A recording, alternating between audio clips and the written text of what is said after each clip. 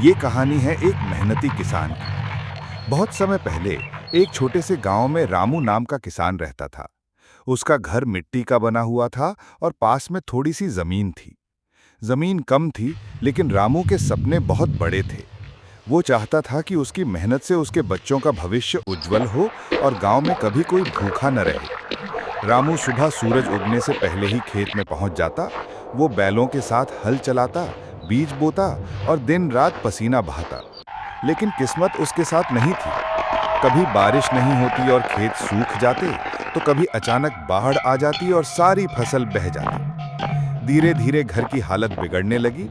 उसके बच्चे भूखे पेट सोने लगे और पत्नी के चेहरे पर चिंता की लकीरें गहरी होने लगीं।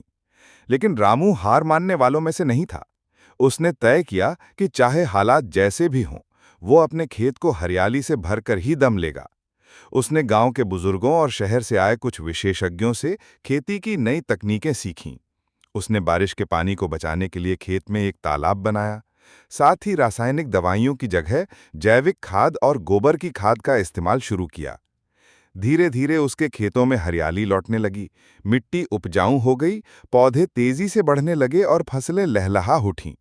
उसके घर में फिर से रौनक लौट आई। बच्चे खुशी खुशी पढ़ाई करने लगे और उसकी पत्नी के चेहरे पर मुस्कान आ गई। रामू की मेहनत देखकर गांव के दूसरे किसान भी प्रभावित हुए।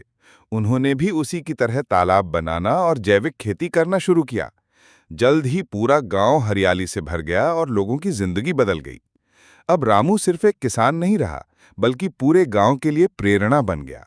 गांव के लोग उसे सम्मान देने लगे और मेहनती किसान कहकर बुलाने लगे। रामू की कहानी हमें ये सिखाती है कि मुश्किलें चाहे कितनी भी बड़ी क्यों न हों, अगर इंसान मेहनत, धैर्य और हिम्मत से काम करे तो सफलता जरूर मिलती है।